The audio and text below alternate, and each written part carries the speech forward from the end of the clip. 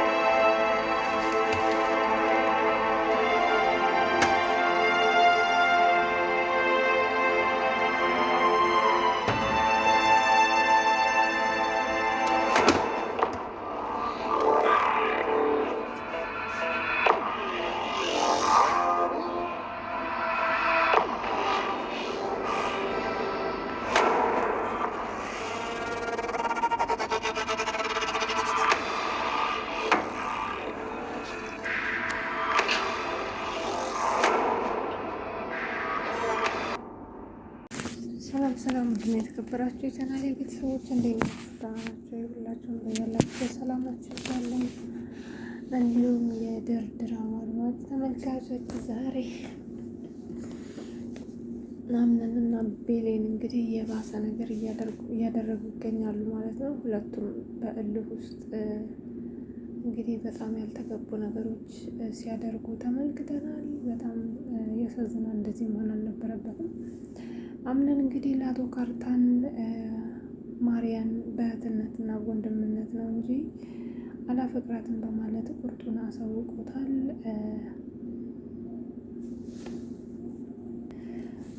አቶ ካርታንም እንግዲህ አምነንን በግድ ያው ለማስገደድም ሆነ ለማሳመን ሞክሯል። ማርያም ይሄንን ነገር ስትሰማ እንግዲህ በጣም ተረብሻለች ማለት ነው። በሌላ በኩል የማርያ ወንድም ወደዛ ቤት ተቀላቅሎም እንግዲህ እየሆነ ያለው ነገር ደስ እንዳላለው እና ፍቅር ከሁለቱም ወገን ሲሆኑ እንጂ በተለይ ሴት ልጅ ብቻ አፍቅራ ግንኙነቱ ጥሩ እንደማይሆን እንዲሁም ደግሞ ልትጎዳ እንደምትችል አስረድቷቸዋል ማለት ነው። እንግዲህ አቶ አምነንም በጣም በመረበሽ እንግዲህ እንደማይፈልጋት ተናግሮ ነበረ መጀመሪያ። በሌላ በኩል ቤሌንን መልሶ ይቅርታ ለመጠየቅና እባክሽን ይሄ ነገር ይብቃን፣ ከዚህ በላይ መዳከም የለብንም በማለት በተደጋጋሚ ቢጠይቃትም ቤሌን ግን በጭራሽ እኔ እናንተ አብረን የምንሆን ሰዎች አይደለንም፣ ከዚህ በኋላ ሁለታችንም የየራሳችንን አዲስ ህይወት መጀመር ነው ያለብን፣ ይህንን ደግሞ በተደጋጋሚ ጊዜ ነግሬያለሁ በማለት አምነንን እንግዲህ ቁርጡን አሳውቀዋለች ማለት ነው። እሱ ግን አሁንም ተስፋ አልቆረጠም ማለት ነው። አምነንና ቤሌን እንግዲህ እንደ ጨዋታ ነው የያዙት ማለት ነው። ምክንያቱም አንደኛው ሲመለስ አንዱ ይግላል፣ አንዱ ሲግል ደግሞ አንዱ በጣም ይበርዳል ማለት ነው። ይሄ ደግሞ ፍቅርን ከሚያበላሽ ትልቅ ነገር ውስጥ አንዱ ነው ማለት ነው። እንግዲህ በመሀላቸው እንደምታውቁት ማርያና ባሮክ ገብተው በጣም ብዙ ነገር እየፈጠሩ ነው ያሉት ማለት ነው። በሌላ በኩል እንግዲህ ባሮክ ወደ ወይዘሮ ሴማ ክላስ በተደጋጋሚ ጊዜ እየገባ እንግዲህ የተለያዩ ፋይሎችን በስልኩ እያነሳ እንዲሁም እነዛ ፋይሎች በማስም እንዳሉና የምን ፋይሎች እንደሆኑ ለማረጋገጥ ሲሞክር ተመልክተናል። ባሮክ ምንድን ነው እየፈለገ ያለው እዛ ቤት? ምንድን ነው የሚፈልገው? በእርግጥ አምነንን ለመጣልና የአምነን የሆነውን ነገር በሙሉ የእሱ ለማድረግ እየፈለገ ነው ማለት ነው። ቢሆንም ግን ሁሉንም ነገር የእሱ እያደረገ ነው ያለው። እንዳያችሁት በቅርብ ጊዜ ገብቶ ቤቱን ፍቅረኛውን ሳይቀር የራሱ አድርጓል ማለት ነው። ይህንን ነገር ማን ይታደገዋል? አምነንን ማን ያድነዋል? የሚለው ነገር ሁላችንም ወደፊት የምናየው ነው የሚሆነው። በእርግጥ እውነት ለመናገር አምነንና ቤሌን ዞሮ ዞሮ አብረው እንደሚሆኑ ነው። በሌላ በኩል አምነንን እንግዲህ ልትታደገው የምትችል አንድ ሴት አለች። እሱን ወደ በኋላ ከምነግራችሁ ነው የሚሆነው። አምነንም እንግዲህ ለማርያ እንደማይወዳትና በጣም እንደ እህቱ እንደሚያስባት እሱም ደግሞ አደራ ስለተሰጠ ያው አደራውን በወንድምነት ሲወጣ እንደቆየና ከዚህ በኋላ ከእሷ ጋር ምንም አይነት የፍቅር ግንኙነት እንዳሌለው ከነገራት በኋላ ወንድሙም እኔ እኮ የተናገርኩት ይሄንን ነበረ፣ ለምንድን ነው ልጁን የምታስጨንቁት? ወንድ ልጅ ግዴታ ባለትዳር ለመሆን አንድን ሴት ማፍቀር አለበት እንጂ ግዴታ ሴት ብቻ ስላፈቀረች ትዳር ይመሰረታል ማለት አይደለም በማለት እንግዲህ በታናሽ አንደበቱ ለመናገር ሞክሯል ማለት ነው። አቶ ካርታን ግን በተደጋጋሚ ጊዜ አምነንን ከአሁን በፊት የዋልኩልህን ውለታ ማሰብ አለብህ፣ ከአሁን በፊት ያደረኩልህን ውለታ ማሰብ አለብህ እያለ እንግዲህ ለማስገደድ ሞክሯል ማለት ነው። አምነንም እንግዲህ ከአሁን በፊት የዋልክልኝን ውለታ ታዲያ ልጅህን በማግባት እንድመልስ ነው ወይ የምትፈልገው ሲለው፣ አይ እንደዛ ባይሆንም ግን በቃ ግዴታ አንተና ማርያ አብራችሁ መሆን አለባችሁ፣ ማርያ ከአንተ ጋር ስትሆን በጣም ደስተኛ ነች ይለዋል። እንዴት እንደዚህ ልትል ቻልክ? አይ ማርያ እኮ ወደ አንተ ጋር ከመጣች ጀምሮ እንግዲህ እኛን ሁሉ ስልክ መደወል ትታለች፣ ይሄ ደግሞ በጣም በአንተ ብዙ ተስፋ እንዳላት ነው የሚያሳየው ሲለው፣ እንዴ አቶ ካርታን ማርያ በእኔ ተስፋ አላት ማለት ነው ይለዋል። በጣም ነው የምትወድህ እንግዲህ እኛን የሚያስረሳ ሰው ሆነሃል በማለት እንግዲህ አቶ አምነንን ለማሳመን ሞክሯል። አቶ አምነንም እንግዲህ በተሰበሰቡበት እንደማይወዳት ከነገራት በኋላ ማርያም ችግር የለውም ከዚህ በላይ ምንም ነገር እንድትለኝ አልፈልግም በማለት ተነስታ ሻንጣዋን ለመሰብሰብ ስትሄድ እንግዲህ አምነን እጇን ያዝ አድርጎ ልክ ቤሌን እንደወጣች ካየ በኋላ ቤሌን የምታደርገውን ነገር እኔም ማድረግ አለብኝ በማለትና እልህ በመጋባት ማርያን አቅፏት እኔና አንቺ አብረን በሆን እንችላለን፣ አይዞሽ ሁሉንም ነገር በጊዜ ይስተካከላል በማለት አቅፏታል ማለት ነው። ቤሌንም ይሄንን ካየች በኋላ በጣም ተናዳና አዝናለች ማለት ነው። ወደ ክላሷን በመሄድ በጣም እያለቀሰች ነበረ። ይሄንን ያየው ባሮክም ተከትሏት ገብቶ ምን ሆነሽ ነው? አምነን ችላ ስላለች ነው አይደለ ይላታል። አዎን ስትለው እንግዲህ እና እኔ ያለሁልሽ አይደለ ከዚህ በኋላ እኔ ሁሉንም ነገር መተካት እችላለሁ፣ በቃ እኔ ከአንቺ ጎን ነኝ፣ ካሁን በኋላ ምንም የሚያስለቅስሽ ነገር አይኖርም ይላታል። እሷም እሺ ከዚህ በኋላ በቃ አላለቅስም በማለት እንግዲህ ወደ ክላሷ ገብታለች ማለት ነው። እንግዲህ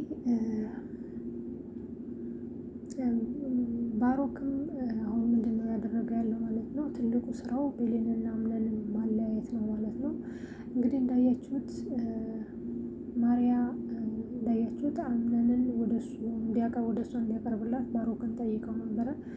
ባሮክም እንግዲህ ራሴን አመመኝ ብለሽ ለምን እንቅልፍ እንዳይሲዝሽ አትጠይቂውም በማለት እነሱን አብሮ ካደረገ በኋላ ቤሌንን ይዞ ሄዶ እንግዲህ በጣም ማርያ ታማለች፣ ስለዚህ ልታያት ይገባል፣ በጣም ታማለች፣ በጣም ተጨንቃለች በማለት እንግዲህ አምነን ማርያን እንግዲህ አቅፎ ሊያስተኛት እያወራላት ባለበት ሰዓት እሷን እንድታያት አድርጓል ማለት ነው።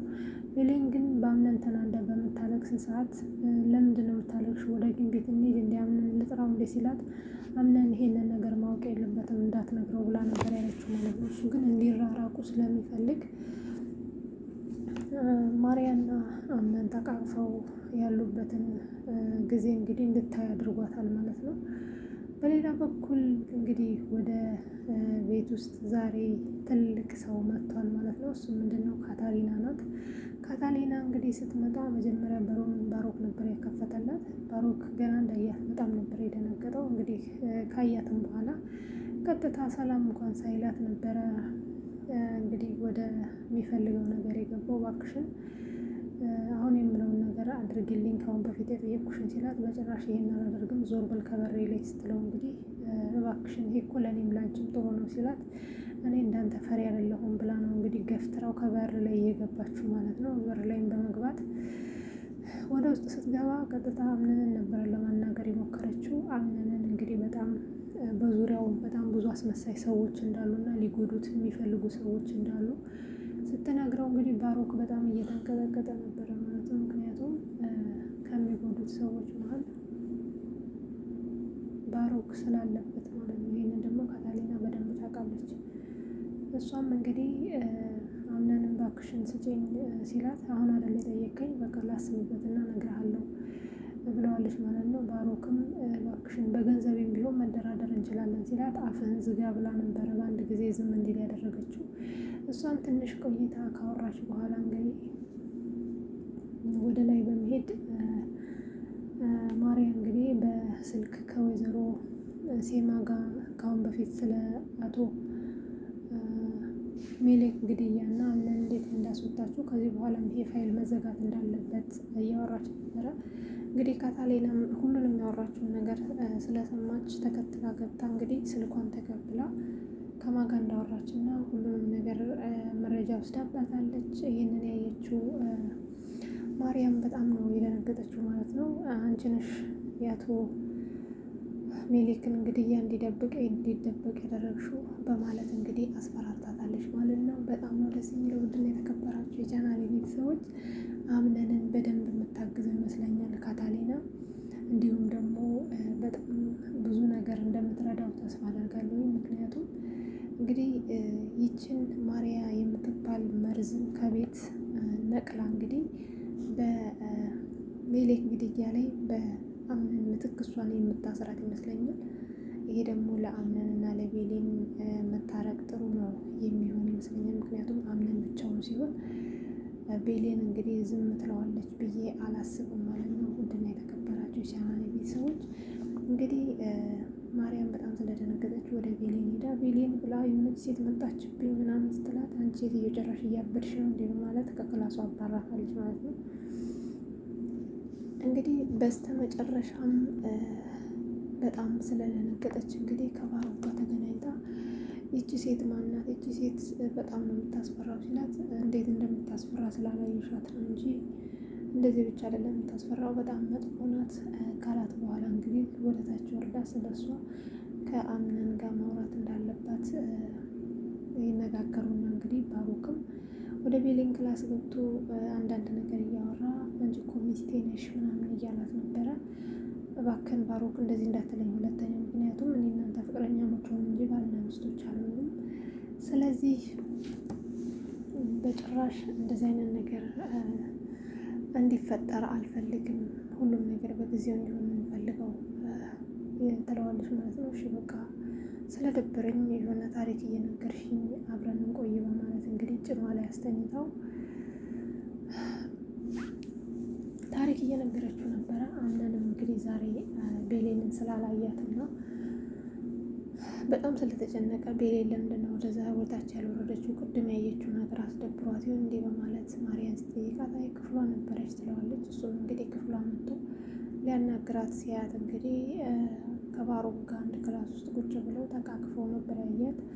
እሱም እንግዲህ በጣም አዝኖ በጣም ከፍቶት ነው ከክላሱ የወጣው። ቤሌን ግን የሆነ ልትናገረው የፈለገችው ነገር እንዳለ ነው መጨረሻ አካባቢ ላይ ያየ ነው። እንግዲህ ወደፊት